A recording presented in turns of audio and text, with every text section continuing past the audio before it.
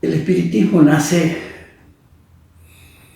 luego de un trabajo metódico, sistemático, ordenado, preciso, de Allan Kardec con los espíritus. Pero nace en una sociedad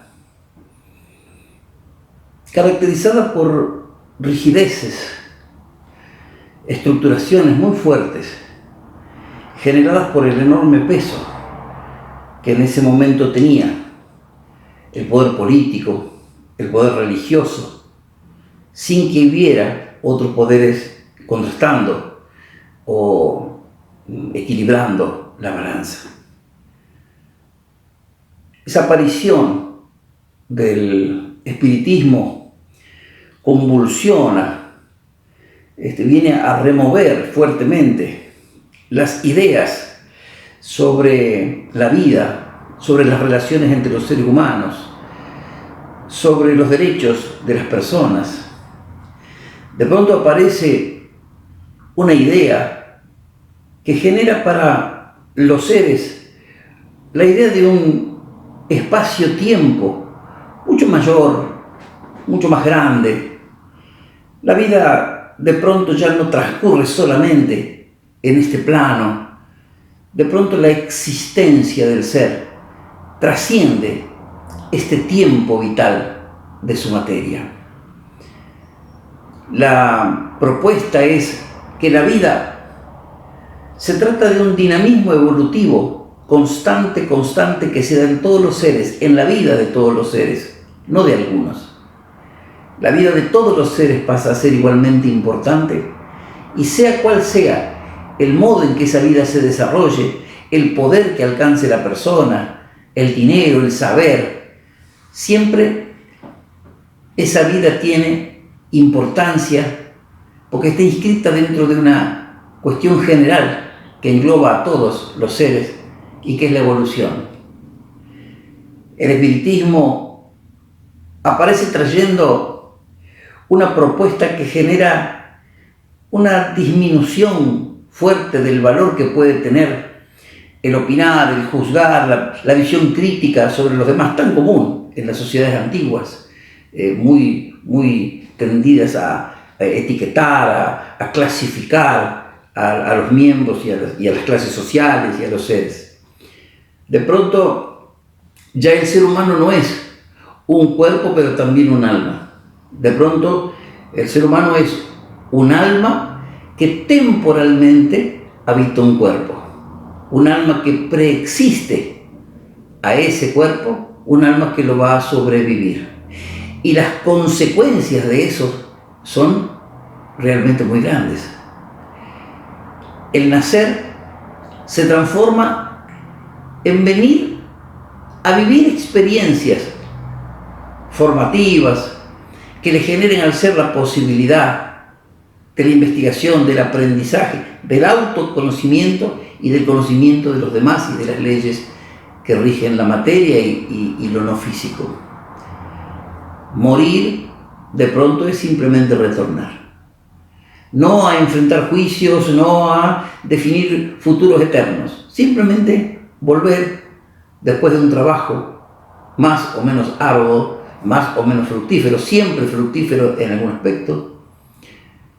Y reencarnar implica simplemente la existencia de un proceso, de una sistemática que dentro de las leyes de la evolución producen para el hombre una situación que le permite ese aprendizaje que en una vida no puede realizar.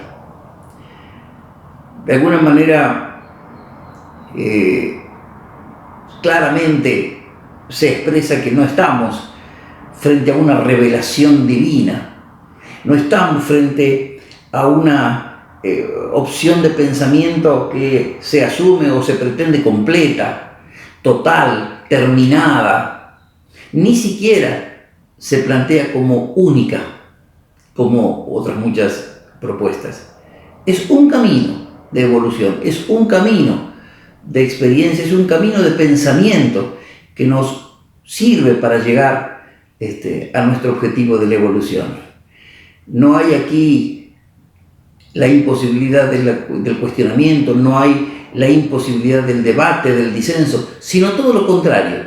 En la propia generación de los primeros libros de la doctrina ya se admite que el espiritismo deberá cambiar acompañando el aprendizaje del ser humano, el avance de las ciencias, y si no, no estará cumpliendo su función. No entonces revelación fija, divina y determinada para siempre, sino construcción constante de un aprendizaje cada vez más profundo. Y en esa visión, la propuesta de la tendencia que debe marcar el camino del hombre hacia lo que podríamos llamar la valoración real, la valoración profunda de lo que sería el amor universal. Ayudar al hombre a comprender que debe generar un aprendizaje que lo lleve de ese amor posesivo, de ese amor referido a cosas y a personas muy de su entorno, a un estado de amor, a un estado de alegría, a un estado de agradecimiento a la vida y a Dios, que lo lleven a incorporar en su vida, en su mundo, en su interés, todo lo creado, todo lo que existe, todo lo que conoce. Porque todo eso que conforma parte de su entorno y donde están allí también alojados muchas de sus tribulaciones y sus problemas, de sus luchas, allí también están las razones de su evolución. No hay un entorno negativo, agresivo, malo, feo, del cual tratar de escapar. El entorno es el entorno al que nuestro espíritu accede en virtud de su nivel y con el que puede interaccionar por ese mismo nivel. Entendemos la existencia de muchos otros niveles, algunos inferiores a este, cuya potencialidad experiencial sea mucho más limitada, donde las condiciones de la vida material sean diferentes y más limitadas. Y también se nos es fácil pensar en la posibilidad de mundos aún superiores, en los cuales la posibilidad de vivir sea diferente a la nuestra, la posibilidad de aprender y de experimentar sea diferente y aún superior a la nuestra, y las condiciones de la vida sean muy diferentes y superiores a la nuestra. Porque en esta cadena evolutiva no nos sentimos ni en el primer escalón y muy por supuesto no nos sentimos en el último. La conciencia de fraternidad acompaña a esta propuesta de lo que es el amor universal que se propone. La fraternidad entendida como un sentimiento real y profundo de hermanar a todos los seres, que así somos, hijos del mismo origen, fruto del mismo origen, y estamos en el mismo camino de la evolución, cada uno en sus momentos, cada uno en sus diferentes etapas, cada uno con el desarrollo de sus propias fuerzas y capacidades, pero todos en el mismo camino de la evolución. De pronto, en ese contexto, aparecen las leyes de Dios. Las leyes aparecen aquí como una expresión más de esa racionalidad con la que el espiritismo se plantea frente al hombre, en una lógica sencilla, simple, directa, donde la existencia de ese ser original, creador, acompaña naturalmente la existencia de leyes que ese ser ha generado para que las cosas funcionen y que se sostengan. De pronto no hay aquí apariciones, revelaciones, pueblos elegidos o lugares en la montaña o en el desierto donde son dictadas las normas o las grandes verdades de Dios a alguna persona elegida. Aquí somos todos actores de un trabajo de comprensión cada vez más profunda de esas cosas que subyacen en la creación, que son el evidente fundamento de que todo funcione como funciona y exista como exista. Y también son, de alguna manera, la respuesta lógica a las necesidades de nuestras interacciones humanas con el medio, con los demás, con nosotros mismos. Las leyes estudiadas por Kardec con ese sentido metódico, científico y pedagógico que él imprimió en su obra, y divididas para su comprensión en diferentes tópicos, pero aclarando que son facetas de lo mismo, de una sola gran ley divina, natural, que uno pudiera, con el paso de los tiempos y con nuevas miradas, cambiar algunos de esos enfoques, agregarles nuevos, ponerle otros nombres, pero que evidentemente son presentadas al ser, como decía, desde una lógica, desde una racionalidad muy fuerte, que hace que el ser se sienta no frente a un decálogo, no frente a un catálogo de normativas, de mandatos a cumplir, so pena de recibir dolor, castigo o lo que fuera, sino que es evidente que aparece como aquella consecuencia de la existencia de fuerzas que sostienen las situaciones y de derechos y necesidades de los seres vivos que habitan esta evolución y que no podían funcionar sin estas leyes. Estudiarlas es la propuesta del espiritismo, no revelarlas ya completas y conocidas, estudiarlas desde nuestra capacidad de comprensión hacia adelante, entenderlas, comprenderlas, o sea, incorporarlas dentro nuestro, en nuestros intereses, para que modelen, para que moderen, para que interfieran en nuestra conducta, esa comprensión que vamos haciendo de ellas. Pero a su vez, una vez de estudiadas y entenderlas, el trabajo es estudiarlas más, entenderlas más y mejor. Porque es obvio que nuestra comprensión de ellas, como la comprensión de todo, está limitada por nuestra capacidad. Capacidad que creemos en aumento constante en la evolución.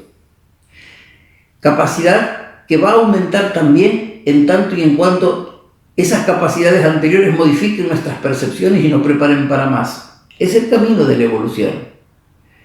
Ahora, no quiere decir que las leyes cambien. Las leyes son inmutables como suponemos a Dios. Son nuestras comprensiones las que van cambiando. Y así debemos entender que todos los seres vamos cambiando nuestra concepción y nuestra percepción de lo bueno y de lo malo, de lo correcto, de lo ubicado, de lo útil. Y como cada uno está en un nivel evolutivo, cada uno está en su momento evolutivo, no puede sorprendernos que tengamos distintas visiones, que podamos entenderlas más o menos profundamente, que las sintamos más o menos importantes en relación a las cosas de la vida material o de nuestros avatares en la vida material. Podríamos decir que en la mitad del siglo XIX, aparecer defendiendo claramente la igualdad entre los seres, más que revolucionario, era subversivo. Proponer que el sexo, la raza, la religión, la clase social, la cuna de cada uno, no marcaba diferencias, sino todo lo contrario, generaba, en todo caso, distintas responsabilidades, venía a conmover fuertemente el esquema de poderes, el esquema de situaciones sociales que sostenían las cosas en ese momento.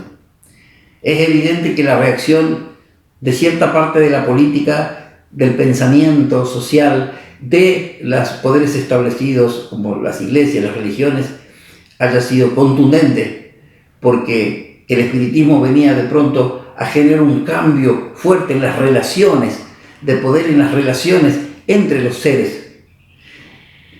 La sociedad no puede ser igual existiendo o no existiendo el espiritismo. Si la verdad propuesta desde el espiritismo pueda tener de pronto una ejemplificación en la práctica, la sociedad cambiaría rotundamente.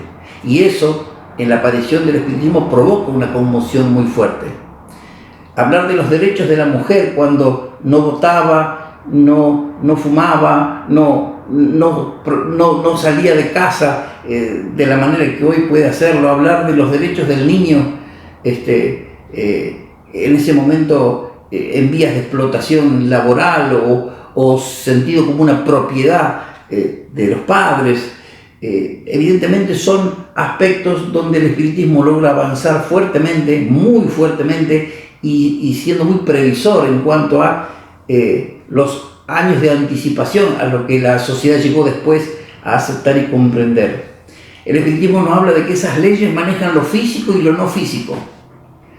Evidentemente las atracciones universales, la gravedad, todo ese tipo de leyes que permiten la existencia de un universo tan rico como el que nosotros tenemos, son leyes que tienen que ver con la creación. Pero también están las otras leyes, las no físicas, las que expresan allí las características de ese creador. Justicia, amor, expresiones de apertura hacia a cada vez más, no ominosos juicios para enfrentar, para defender trayectorias o merecer futuros. Simplemente cada ser con una realidad adecuada a sí mismo, a su capacidad de comprensión, a su fuerza de lucha y al escalón que quiere subir en su evolución. Un estado donde nunca el ser está fuera de las leyes de Dios, lejos de la mirada de Dios. Esto no existe en la visión espírita. Dios está en todos lados, sus leyes lo están en todos lados, constante y permanentemente, presentes. Es quizá, o no, es obviamente resorte de la conciencia humana y sobre todo del pensamiento, del sentimiento y la conducta humana, el poder contar y sentir más o menos claramente la existencia de aportes positivos, de fuerzas positivas, de lucidez para ver el camino, o no, depende a los valores, depende a las conductas a las que nos remitamos en nuestro vivir. De pronto puede gustarnos, puede parecernos un momento placentero, luminoso, lindo en la vida. Otro momento puede no gustarnos, puede ser que estemos atravesando situaciones personales o colectivas como esta pandemia, donde todos sentimos la presencia ominosa de la incertidumbre, del temor, de la posibilidad del sufrimiento, la desencarnación. Lindo o feo, todo está dentro de las leyes. Dios no se presenta con sus leyes como solo dador de felicidad, o dador de amor, o dador de salud, o de salvaciones. Dios no se presenta como dador de nada. De pronto allí está la vida frente a nosotros, allí están nuestros medios personales y de los que están formando parte de nuestro entorno, a los que podemos sumar, con los que podemos interactuar para generar respuestas y soluciones que necesitamos. Allí está la vida, allí está para todos la ley. Trascender lo temporal viviendo lo temporal. Creo que esta frase de pronto surge en el análisis de la ley y me está gustando como para decir, es el resumen de lo que es nuestra visión de la ley divina, de las leyes divinas. Lo que nos permite enfrentar lo temporal, vivir lo temporal, trascendiéndolo a la vez, entendiendo que es parte de un mecanismo que tiene repercusiones y que lo importante se juega en esas repercusiones, en la trascendencia a lo físico material. No permitir que la alucinación de los sentidos, que es la vida material, nos confunda nos saque de eje, nos cambie la noción de lo que es importante en nuestra existencia. La visión espírita de las leyes y de la vida nos permiten entonces trascender lo temporal viviéndolo. Porque en la teoría, en la discusión retórica, podemos hablar muy lindo, pero después cuando enfrentamos los momentos, el hombre a veces se siente olvidado de Dios, o se siente a un costado, o se siente lejos de su amor y de su justicia. El espírita no puede sentir eso. El espírita entiende que de pronto, muchas veces lo que vivimos, o casi siempre lo que vivimos, son resultados de las acciones de los hombres, personales y el colectivo. Y esas a veces se las achacamos a Dios, decimos, Dios nos hace pasar esto, Dios nos manda esto, Dios me hace esto. Esta visión personalizadora de Dios es de la que nos tenemos que alejar. Las leyes de Dios, si nosotros no permitimos que nuestra rebeldía, que nuestros estados de rigideces conceptuales, que nuestro orgullo, que nuestra desconformidad frente a las pruebas nos ciegue, la vida aparece simplemente como un constante campo de vivenciación y de experimentación de situaciones que enriquecen nuestra búsqueda de respuestas a eso que son los fundamentos de la ley, que son los derechos de los seres, los derechos que devienen del amor. Porque de pronto, si algo podemos entender de la existencia y la presencia de las leyes de Dios en nuestra vida, es que generamos la conciencia de una constante lógica de amor presente en lo creado y en nuestras vidas. Las leyes divinas no están para el espírita para expresar grandes explicaciones a lo lindas que son las cosas, a lo justas que son las cosas, a cuánto se disfruta en este planeta de felicidad. La concepción nuestra de las leyes divinas es que vamos entendiendo hasta aquí, de cierto modo, esa justicia y ese amor de Dios. Queremos cada vez entender más, pero aceptamos claramente que su existencia es permanente aún en los momentos en que nosotros no nos sentimos tan fuertes o tan bien. Vivir trascendiendo lo temporal mientras vivimos la materia, manteniendo constantemente la conciencia de una lógica de amor que subyace en todo esto. Muchas gracias.